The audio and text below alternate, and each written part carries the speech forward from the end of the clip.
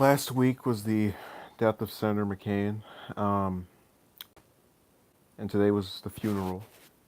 There were a couple of notable speakers, including his daughter, former President Bush, but one speech in particular I felt should be zeroed in because it represents a couple of things that I have a problem with. And so I'm going to break my own code here by actually playing it as I speak about it. So I'll try to see if anybody else will come in here, if we can get some recognizable figures. Um, I'll just wait around for a little bit.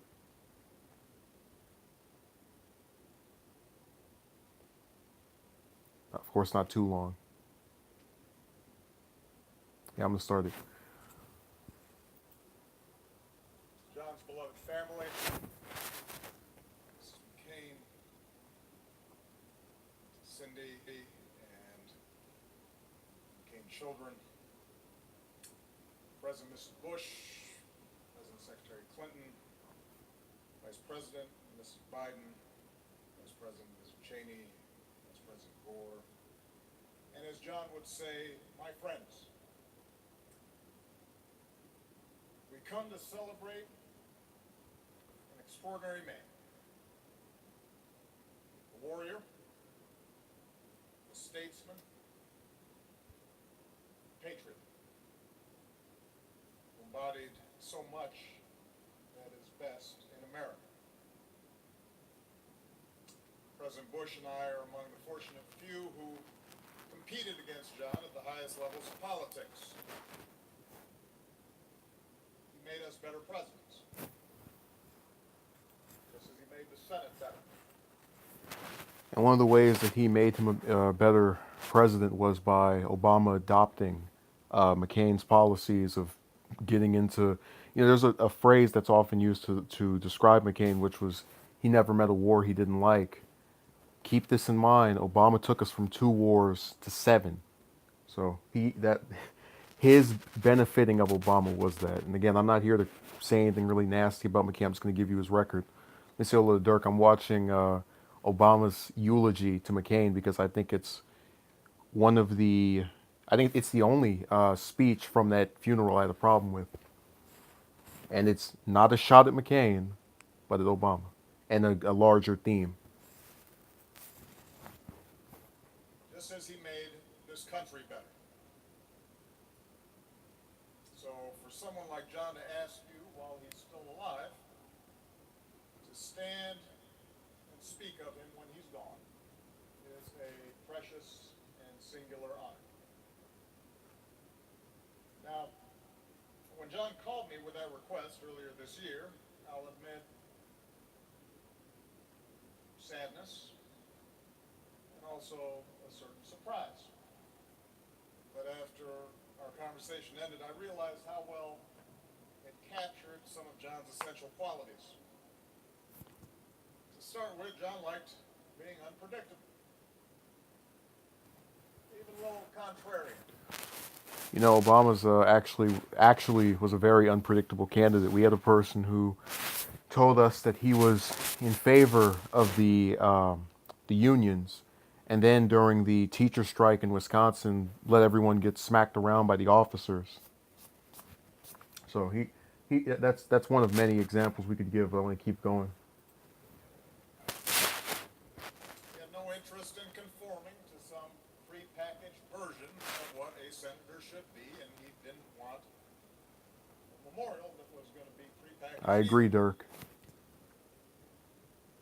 It also showed John's disdain for self-pity. He had been to hell and back, and yet somehow never lost his energy or his optimism or his zest for It's life. sad too because there are honorable things about McCain that just don't get mentioned in his speech. He would maintain that buoyant spirit to the very end, too stubborn to sit still, opinionated as ever, fiercely devoted to his friends, and most of all to his family. It showed his irreverence, his sense of humor, a little bit of a mischievous streak. After get a last laugh and to make George and I say nice things about him to a national audience.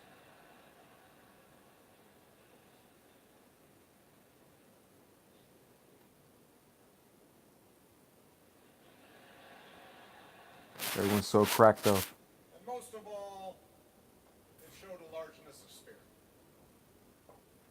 Ability to see past differences in search of common ground.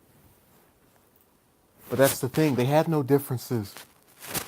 I mean, literally, if you look at the concerns and worries that people had to McCain's presidential campaigns, it was based on not wanting to be involved in any more conflicts because we had literally gone 7 straight years of wars under George W. Well, at least in 2008 anyway. The narrative before that was a little different. And what does Obama do after getting in office? Put us in more wars. You know, it's you literally got the same thing no matter what way you voted. But you know, Dirk gets that, so it's nice to have those few people be able to comprehend this. And in fact, on the surface, John and I could not have been more different. We're of different generations. I came from a broken home and never knew my father.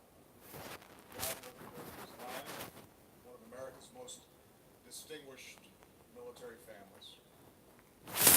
I have a reputation for keeping cool. John, not so much.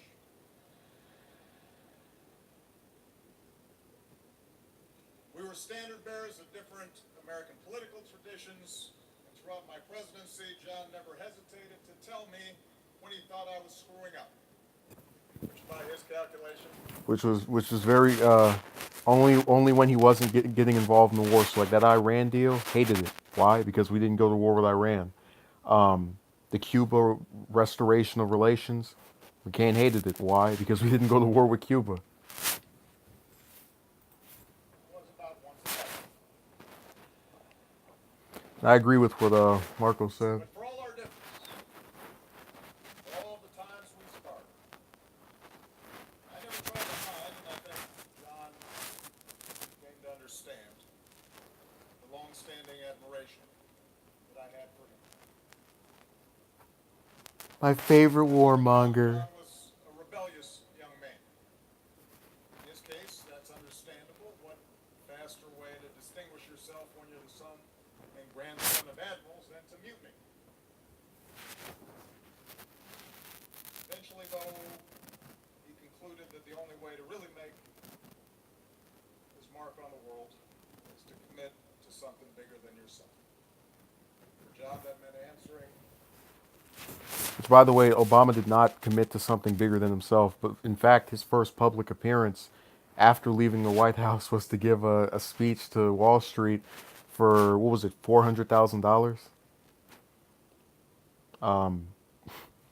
The closest I could see him doing something that wasn't for his. Actually, no, I have to take that back. I can't. Never mind. The highest of all, serving his country in a time of war. Others this week, this morning, have spoken to the depths of his torment and the depths of his courage. There in the cells of Hanoi, when day after day, year after year, that youthful iron was tempered in the steel. Yeah, I had no problem with parts of the speech that are like this, where it's just descriptive of his past. Hemingway wrote, and the book that Megan referred to as his favorite book. Today is only one day in all the days that will ever be. But what will happen in all the other days that ever come can depend on what you do today. In captivity, John learned in ways that few of us ever will the meaning of those words. Now, each moment, each day, If this speech was just this, I would not be doing this right now. John McCain passed that test again and again And again, again. and again. That's why when John spoke of virtues like service and duty, it didn't ring hollow. They weren't just words to him. It was a truth that he had lived, for which he was prepared to die. It forced even the most cynical to consider, what were we doing for our country? What might we risk everything for? He'll risk everything for a check from Wall Street. You have to remember Obama's cabinet initially, so the one that he had after he won the presidency back in 2008, was the result of a list that was first circulated by Citibank. They told him who to put in each position. That's why he had an attorney general that wouldn't prosecute the banks. That's why he had a treasury secretary who put 5.2 million people out of their homes. We've been over this before. Dirk says risking nothing anymore to get a check. Risk everything to get paid. Which, if it's done with an actual profession, not a bad thing. But when you are making public policy based off of your donors, that's the issue here. Much has been said this week about what a maverick John was. Now, in Which, fact, by the way, that Maverick thing is a total hoax. trust me, I was on the I receiving can think end of of maybe some of the 4 times he didn't vote with the Republicans on everything. He did understand that some principles transcend politics, that some values transcend party. Such as selling out to This is a corporations. part of his duty to uphold. Some values do transcend party. One of them being corruption. Both part. We've been over this again before, but you get the point. Just there are so many things to pick out of this speech that are ironic, and it's like when I talked about the Twilight Zone. This is it, where up is down, down is up, because he really thinks we have no idea of what he did. Marco says even a guy like Alan Keyes to Obama was going to destroy this country. Yeah, but I mean, Keyes isn't exactly. I'll put it like this: I'm about 99% sure that if Keyes had beat him back in 2004 when they were both running for that Senate seat and ran for president, he would have sold out to the same people. Let's see. Dirk says risk everything to help people, not happening, but to get richer by doing nothing for everyone in need. Yeah, Obama made it seem as if he was the only one that was in need. What's up, Envoy? We're just, I'm giving some commentary over Obama's eulogy for McCain. I'm playing the whole speech, breaking my own code because I usually don't like to do live commentaries, but whatever, it's not that long, or it's not excessively long. So we're about halfway through now. Those principles and uphold those I was values. just mocking this phrase he said. You're going to hear it? John cared about the institutions of self-government, our Constitution, Half of it is actually decent, the other isn't. rule of law, separation of powers, even the arcane rules and procedures of the Senate. He knew that in a nation as big and boisterous and diverse as ours, those institutions, those rules, those norms are what bind us together. Pretty much. Envoy. To give shape and order to our Although this isn't lives, just about that speech, there's other stuff in here. even when we disagree, especially when we disagree. Just in the background. John believed in honest argument and hearing other views. How you doing, Vulture? Or Brought, whichever one you would be referred to by. The habit of bending the truth to suit political expediency or party orthodoxy. Whoa. Somebody just left a really disturbing comment. Dirk says John also cared about wars. Why not mentioning something about that? Wait a second, Dirk. Do you mean to tell me that a person who was known for liking every war they encountered should have the wars that they voted for and perpetuated mentioned during their eulogy? I mean, that's totally insane. Let's get back to this. That's crazy.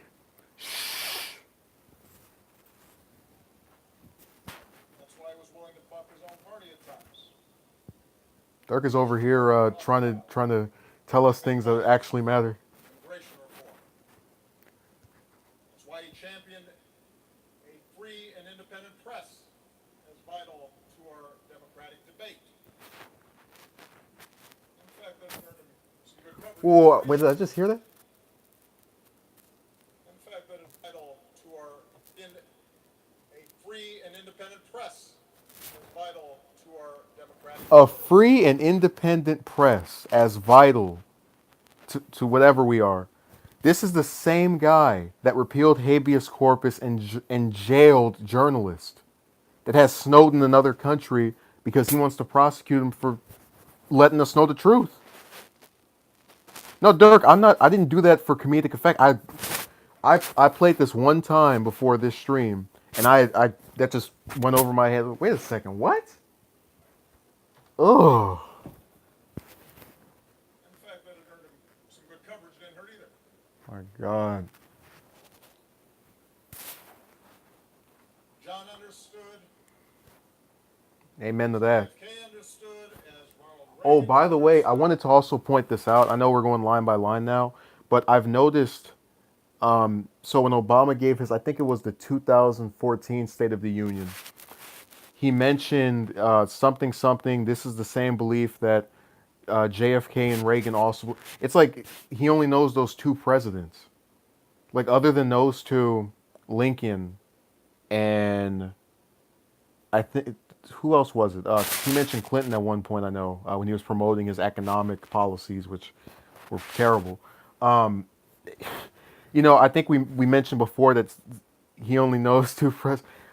Yeah, Dirk. I've never seen him heard of him mention FDR in 8 years of listening to his speeches. Never once. But Envoy, if you don't believe me, I will pull up.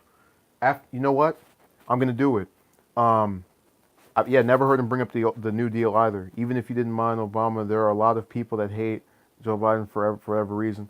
I like Biden, but I was gonna say, Envoy, I'm gonna pull up after this speech is over, wiki quote, because I want to see if that I know that line is in one of those State of the Unions. Hold on, keep this going. That part of what makes our country great is that our membership is based not on our bloodline, But on on what fraud, we look like, what our last names are. it's based on whoever has the It's most not money. based on where our parents or grandparents came from, Yes, it is. or how recently If they your arrived. grandpa struck big during the Now, it prior brings us to the to a Great time Depression or right after it, you matter when by all of us America's are created standards. equal, endowed by our Creator, certain inalienable rights. It's been mentioned today. We've seen footage this week of John pushing back against supporters who challenged my patriotism during the He's a 2008 great debate. orator. I was grateful, but I wasn't surprised. As Joe Lieberman said, it was John's Which, instinct. by the way, I don't know. I'm pretty sure Dirk knows Never about saw this. John treat anyone With simply because of Lieberman, their race there was or religion a thing where he tried to promote Crowley in the Alexandria Ocasio race. I don't know if I think Dirk knows about this, where he was like, "Oh, vote for Crowley." So that's what that reminded me of right there. and considered it the imperative of every citizen who loves this country to treat all people fairly. Crowley, he got involved in that race. Finally, while John and I disagreed on all kinds of foreign policy issues, No, you didn't. we stood together all kinds of foreign policy. Finally, while John and I disagreed on all kinds of foreign policy issues, Uh-uh. we stood Who together is he selling on that to? America's role as the one indispensable nation, All believing that kind of with foreign great policy power issues. and great blessings All kind of comes foreign great policy responsibility. issues. All kind of foreign policy A issues. burden All kind. No, you didn't. most heavily by our men, It must have been another timeline where you actually were the liberal that you service members like campaigned as in 2008. Doug, Jimmy, and Jack, who followed their father's footsteps, as well as the families who served alongside our troops. All kind of None of foreign us policy questioned issues. that our security and our influence was won not just by our military might, not just by our wealth, Definitely not by just our by wealth. our ability to bend others Only reason you got that 100 billion increase with from the our grasp to 717 destroy billion others. bill was because defense There are contractors said, years when I'll we give you a stood penny firm if you on vote for values this. to the various members of Congress, like rule of law and human rights, yeah, human rights after what you did in insistence Yemen. on the God-given dignity of every I swear, it's like, again, Kabuki theater. That's why that is the title of this stream. Everything that is the reverse of what actually happened is being espoused here. We value human rights while under my regime, the U.S. funded the Saudi Arabians into just decimating Yemen and leaving 400,000 children fighting for their lives after we destroyed crops and other places in which they could get natural resources. Like, what is this? human being. If you see the comment section, it's even more indicative of what I'm talking about. Everybody's fawning over this. Oh, what a Obama classic was the man. first to tell What us an that he would not upstanding executive chief or commander in like chief. all of us who go into public service, he did have an ego. Like all of us, There's nothing wrong with having an ego. I think the he most felt ambitious of us votes he cast have to picture themselves getting somewhere to want pledges to he get stood somewhere. by, I know what Bro decisions he Vulture's made laughing that about. he wished he could have back. I mean, his speech is kind of funny, so maybe It's no that's the secret, reason. it's been mentioned, that he had a temper. And when it flared up, it was a force of nature, a wonder to behold. His jaw grinding, his face reddening, Like that. his eyes boring a hole right through you. Not that I ever experienced it firsthand, mind you. Not that I ever experienced it firsthand. But to know John was to know that as quick as his passions might flare, his Which, by the way, disagreements that's would another one of the few things I can give Obama credit for. You wouldn't have these tweets or the ignore the most reports of his fundamental of his behavior own flaws, if he were still in unselfishness. office. That's And he knew how to one laugh at himself. one little itty bitty thing under his And belt. that self-awareness made him all the more compelling. And we didn't advertise it, but every so I wish often, Obama was self-aware. during the course of my presidency, Maybe then he wouldn't tell me about how he John cares would so come much over to the about White House human rights and the freedom of the just press. and talk in the Oval Office, just the two of us. We talk about policy, and we talk about family, and we talk about the state of our politics. And our disagreements didn't go away during these private conversations. What They disagreements? were real, and they were often deep. But we enjoyed time. I want you to think about something. And we're in the last few minutes of this speech, but I want you to think about something. Has it occurred to you that in the last three presidential elections, we've effectively had it verified that no matter what way you voted, you still got the same policy? For example, Trump ran against Iraq, ran against corruption. What is he doing now? Taking 30 million from the NRA, still involved in all of the wars that Obama was, and possibly getting ready to be involved in the war with Iran as a result of Israel's stranglehold over the U.S. So what changed? Tax cuts for the rich, same thing.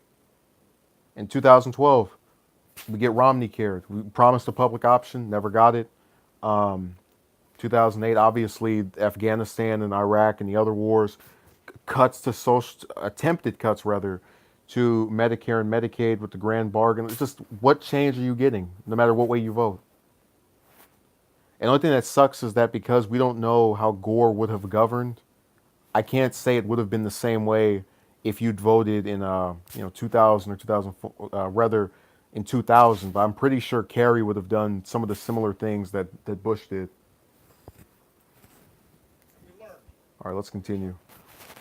Speech is on its We last never leg. doubted the other man's sincerity or the other man's patriotism. Very small, man. Or that when all was said and Like done, like this. we were on the Or same rather, team. I'm trying to think if I can make it smaller. We never doubted we were on the same team. Oh, they were on the same team, the corporate team. Told you it's Offer a big old differences in gangbang shared and you ain't in it. fidelity to the ideals for which generations of Americans have marched, fought, and sacrificed. It's like I'm really supposed to believe MLK sacrificed himself so that this Consider could our happen. mental battles a privilege. Income inequality up to the The opportunity max. to serve as stewards of those ideals here at home and to do our best to advance them around the world. We saw this country as a Well, place where anything but let me is see if possible. what I need to put on the shirt. The whole phrase or just you ain't in it. It's a big corporate gangbang and you ain't in it. And like have a picture of me just throwing my finger up in your face. Whoever you come across. Citizenship is an obligation to ensure it forever remains that way. Oh, More than once, whole leaders corporate earlier in life gangbang. drew comparisons to Teddy Roosevelt. Oh, this was the part that drove me One of crazy. Roosevelt's Now, man in the arena oration seems to be I want to ask because I don't expect. Now, I'll keep gangbang in there because that's what it is. It's a group of people getting together and screwing you over. It's the politicians and the corrupt corporatists. I want to ask how many of you can tell me what part of the political spectrum Theodore Roosevelt was part of? Just what do you know? Like, give me some kind of brief summarization. If any of you know anything, because he's trying to compare McCain and Roosevelt, and I personally believe there's no comparison. But what do you know what is your opinion on that? And I'll give you why I think that. Have Uncle Sam point. Yeah, that caricature should have. Oh, you know, it'd be funny if for O'Rourke's campaign in Texas, he took a picture of all the Mercers, like the Mercer family, Cruz's big donors, just all of them right there, and they're like, "You think Cruz cares about you? He didn't even defend his daddy." Who's it? Well, envoy. Okay, wrong. Wrong Roosevelt. He's talking about Theodore Roosevelt. He is trying to compare the personalities of Theodore Roosevelt and McCain together, and saying that there's no comparison. Both Roosevelts, but in this case, TR was a progressive who was against corruption. I'm supposed to believe he would have just been locking arms with a guy who wasn't as corrupt as the other ones, but still was part of that same machine. McCain and Biden are actually they're kind of they have a similar thing where it's like there are parts of them that are more admirable than their contemporaries, but there's still that kind of little thing you have where you don't know how good they are, how much they aren't a part of that system. So let's finish this up. Wrap this thing over. most of you know it. Roosevelt speaks of those who strive there to do great things, Which he did not try to do. sometimes win and sometimes come up Referring to short, Obama, of course, not Roosevelt. but always relish a good fight. A contrast to those cold, timid souls who know This neither is a cold, victory. timid soul speaking right now, by the way. Isn't that the spirit we celebrate this week? That striving to be better, to do better, to be worthy Worthy of a great corporate Americans paycheck if you're our him. founders bestowed. So much of our politics, our public life, our public discourse seems small and mean. It is very mean. You hear about some of the evil things the U.S. government has done, you'll know it's mean. Phoning controversies, manufactured outrage. It's a politics that pretends to be brave and tough, but in fact is born of fear. Just like, Called on us to and I'm going to see if I can find this clip for you. There is a speech that Obama gave back in 2007 to some union workers. Now he was going to put on a soft shoe and campaign on their behalf or be part of their coalition, and you saw what happened. But it's part the manufactured outrage. You know, this pretending to be concerned and then actually not caring at all, just trying to get votes. Okay, let me read what Envoy wrote. I do wonder a time when America will have its first woman president. Not that it matters. It's about how good you are, not what's in between your legs. You know, there was a when TYT did their coverage of the first Democratic debate that passed election cycle. John Iadarola, in reference to Hillary answering a question because they're doing a live coverage, so she answered some question about I want little girls to know that they can become president, and I quoted him. I literally wrote down what he said because I just thought it was so funny. No, he meant change in policy, not genitalia, and I just burst out laughing. So let's finish this. One more minute. Bigger than that. Calling on us to be better than that. Today is only one day in all the days that will ever be. But what will happen in all the other days that will ever come can depend on what you do today. This line right here, for example, isn't that bad. To honor John McCain's life of service, then as best we can. Like, I just hate the little phrases about integrity and decency and humanity. You have none of that. Get in the arena and fight for this country is not reserved for the few. It is open to all of us. In fact, it's demanded of all of us, the citizens of this great republic. The great republic. The oligarchy. Perhaps how we honor a vessel. By recognizing that there are some things bigger than party, or ambition, or money, Great quote by him on Hillary. or power. There's some things. Yeah, man, this guy's going down. I can't wait for Dirk's girlfriend to get him. Principles that are eternal. Truths that are abiding. Always trying to pander. John showed us what that means.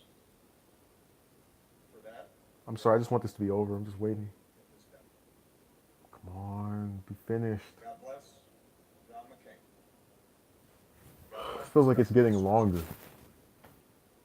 I know there's only 3 seconds left, but Jesus. Like, as I was looking at that screen, the little red bar just extends across. Like, oh, you've only watched the first half hour. Oh.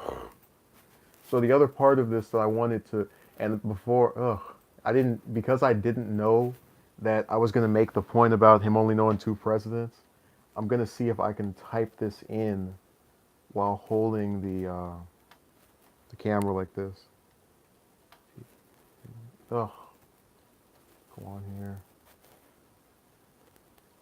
Typing one in is so uncomfortable. Oh, I grabbed this thing and then pulled it. So I can sit up. So that speech is finally finished. Preach money and power, bigger than money. Obama, you know there isn't anything bigger than money. All right, so let me confirm what I was trying to tell Envoy earlier. I'm on WikiQuote right now.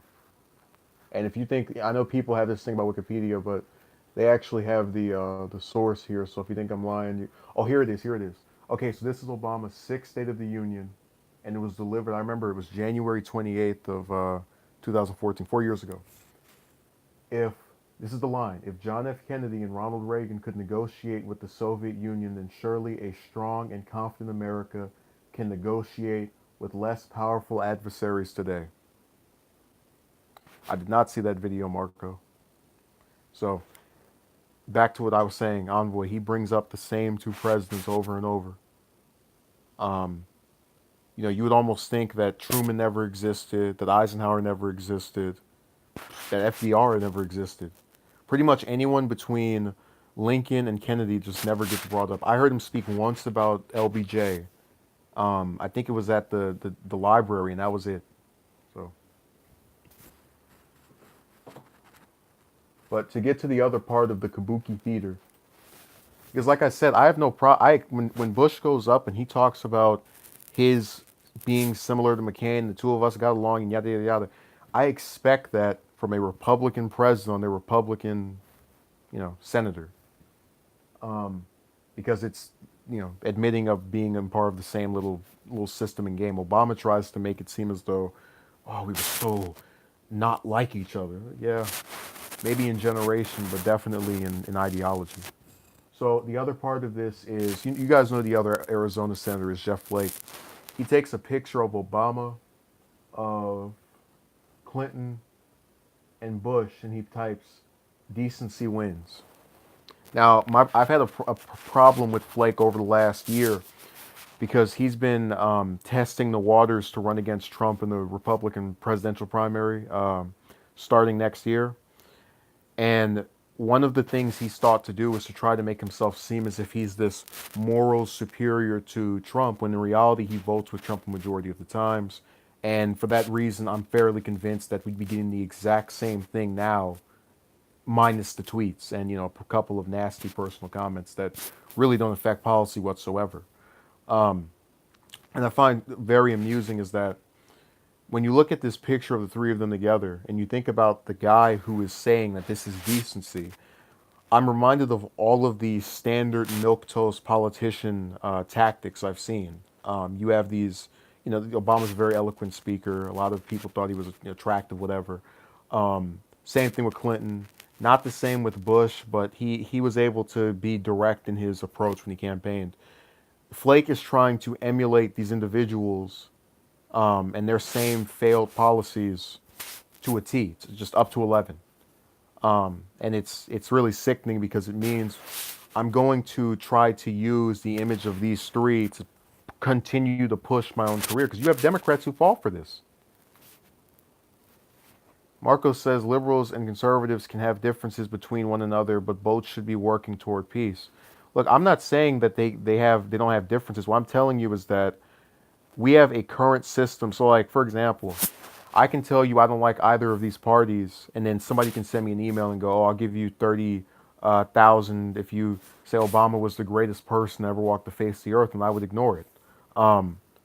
They will take money and then shift their position. We talked about it earlier while I was listening to that speech. While I had you guys having your ears ran through by that nonsense. All I'm conveying is that I get they can have differences, but the current system does not allow those differences to be authentic. Why do you think every Supreme Court nominee usually gets the backing of whoever, the party of whoever appointed them, and then maybe like one or two people flip over? Because it's just a little game of teams. It's not ideology anymore. Also, on a side note, I noticed that in the case of Envoy and Dirk, I have a thing where, and I don't know if you guys picked up on this, of just saying like this running gag where I'll say that, oh, Envoy's ex-wife or Dirk's future Congresswoman girlfriend. Like just every person has some kind of fictitious relationship, and it's like this little thing where only the people who regularly watch can pick up on it.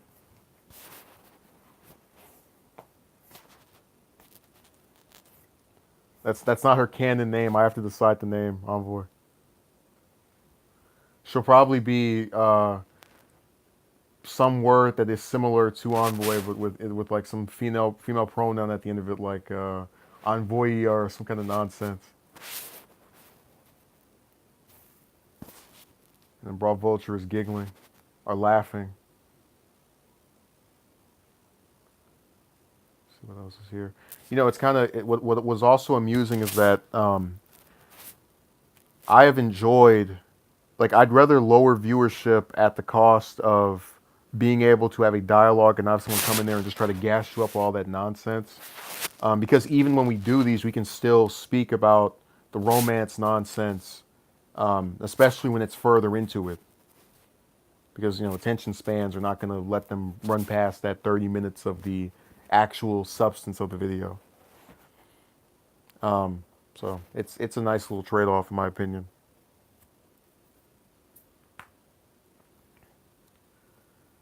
You know, and it was really sad to think about what happened last week when I did that stream about the, why dating is a joke. And people talking. The guy that was trying to come in there and tell me, "Oh no, that's wrong. You got it incorrect."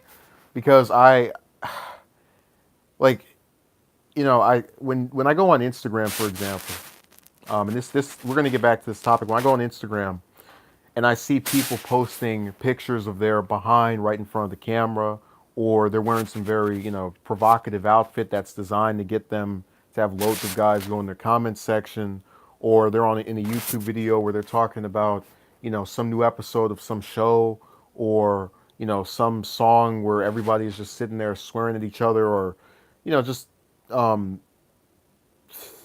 all of these different topics and behavior patterns. And I mean, guys, these aren't my kind of women. And it's a two-way street here. Is all I can say when it comes to attraction. Yeah, Dirkalina. We know the name of Dirk's woman. And remember, Dirk's never told you where he sends his comments from. He could be right there in Bronx, right now. Matter of fact, what's that district called? What district is that? Let me see. We're gonna expose Dirk, and where he gets his rendezvous with that future, with that shining beacon of liberalism. Okay, that is in the 14th district. So I bet Dirk is probably over there right now, campaigning. I really hope he gets the joke. I know the others probably won't. I don't expect you to because I forgot the district's name. So I'll wait to see if he gets it. And remember, if you don't know, you can always look it up. Yeah.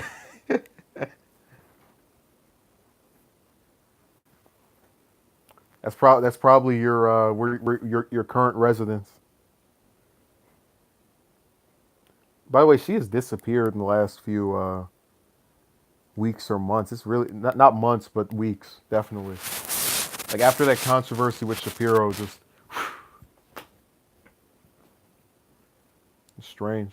I know there was another controversy where she didn't allow journalists to come in there and ask a bunch of questions for no reason, but them to ask questions for no reason. Not her not allowing. She gave a reason, but I forgot. So, anyways, back to this Kabuki theater. So, what have we learned today? That you'll have politicians who will campaign against what was a mouthful? Oh, yeah. What was a mouthful? How did you meet such an exotic? He's gonna be like, it all started when she was upset with Crowley. Okay, Marco says it's sad that it took a guy like Trump in order for us to get to unite to get. I think you're gonna just mean to say to get united. I'm just reading what you wrote and start talking about the issues. Well, I was already operating prior to Trump, um, but I get what you're saying.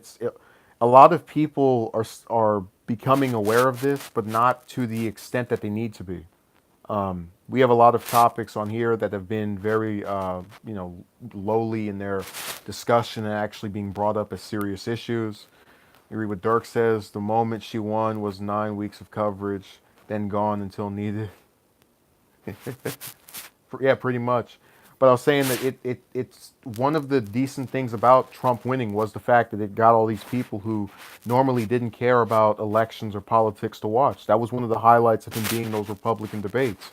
I said, yeah, even if he loses, those were still fun to watch. Those are still fun to go back and check out and be amused by even today.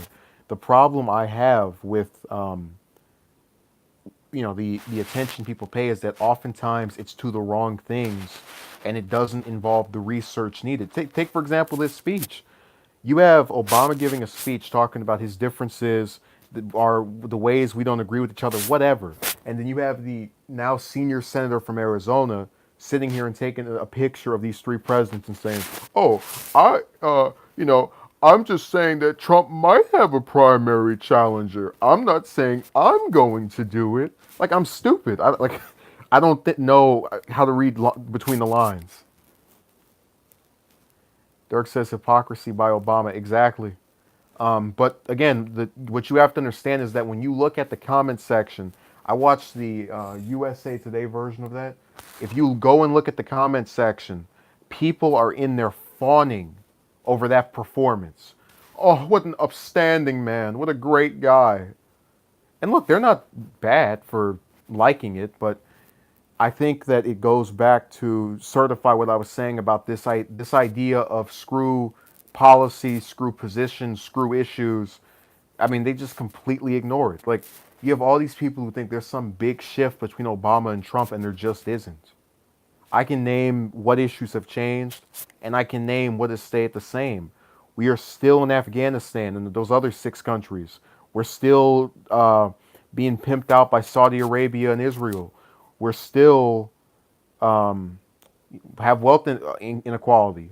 The president is still bought out. It's the same thing. And I'm not saying that to be funny, but it scares me that people don't get it. Like that speech, while it was funny to laugh at it, no, I kept playing that same part over and over. How many people do you think are going to watch that and go, wait a second, I don't think that's true, and then look up to see if what he did was actually, the position that he's taking in that address.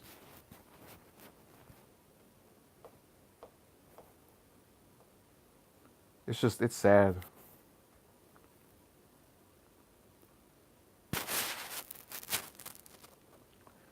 So, does anybody else have anything else to say, or we can end our Kabuki theater here?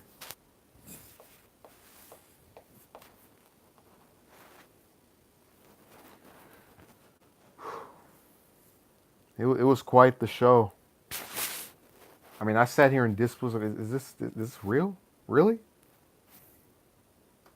He's saying all this? I mean, it feels like it's just this stage. Again, going back to the living in the Twilight Zone, everything that should be the way, what way it is the reverse of it.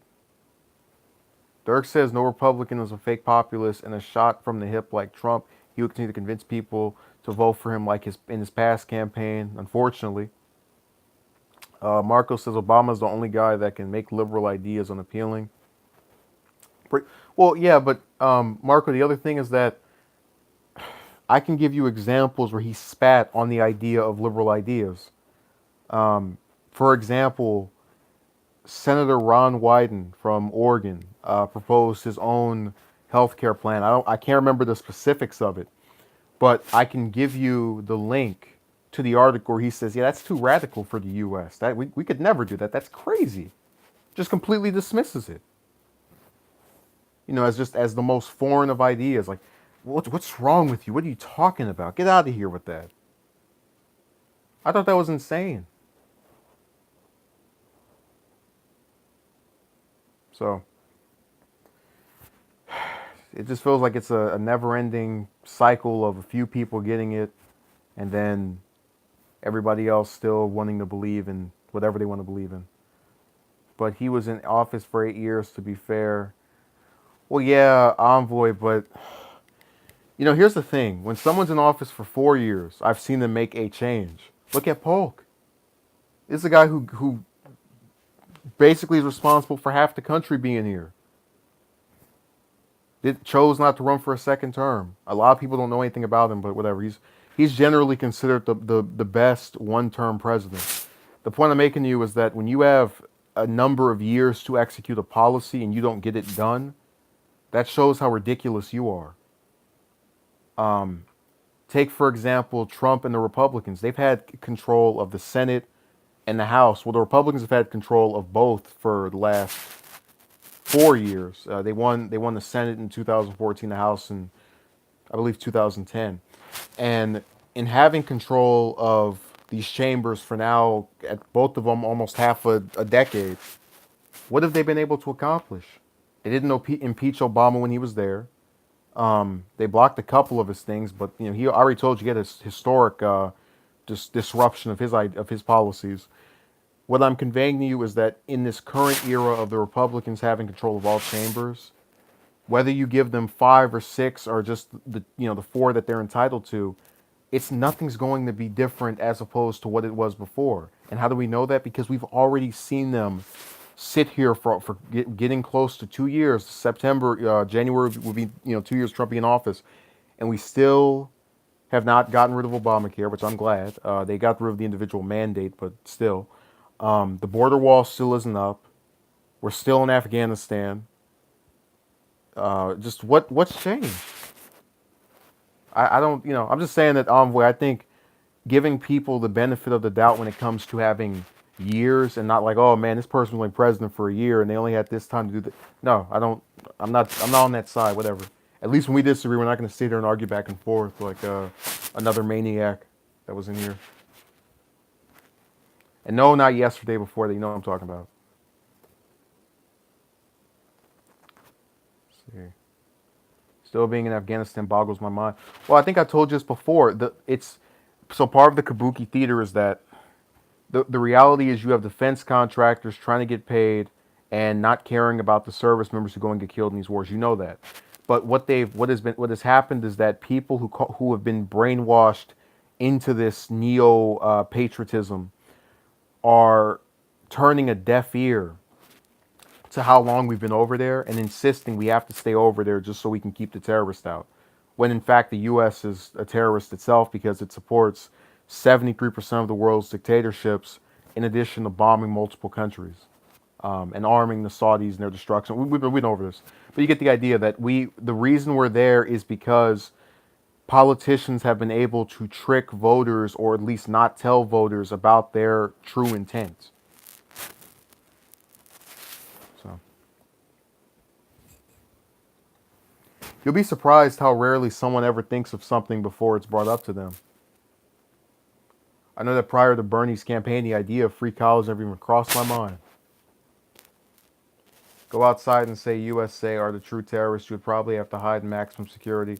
You know what? I don't think so. There's like Envoy, patriotism in a lot of these places is down, and for a good reason. The U.S. is a country that has wasted its potential due to its elected leaders. I use that term very loosely, but the people that are in positions of power, and a good chunk of the people who have the choice to vote being left with crappy options. Look at the California Senate race. You have a neoliberal in Feinstein who's been there for 20 plus longer than I've been alive, and you have a neoliberal who is only marginally better because he says he theoretically supports Medicare for all. So what option do you have? Dirk says only thing that he can say is tax cuts for middle class and lower, but at a cost of corporatism to the max. Yeah. All right, I'm getting kind of worn out here, so hope you enjoyed the speech. I thought it was very amusing. I did find it disturbing that people won't catch on to how it's not conducive to what actually happened those last 8 years. The 8 years he was in office, but it is what it is. These politicians are going to keep playing revisionist history, and we're going to sit here and have to deal with it. I mean, for God's sakes, I still have to like read through comments on YouTube of people comparing Obama and Carter. Carter, the guy that got us in the no wars and stayed out of these military conflicts, and called out the oligarchy as being compared to the corporatists that stayed in 7 wars. It's insane, but whatever. So you get the picture. Thank you for watching. Have a good day.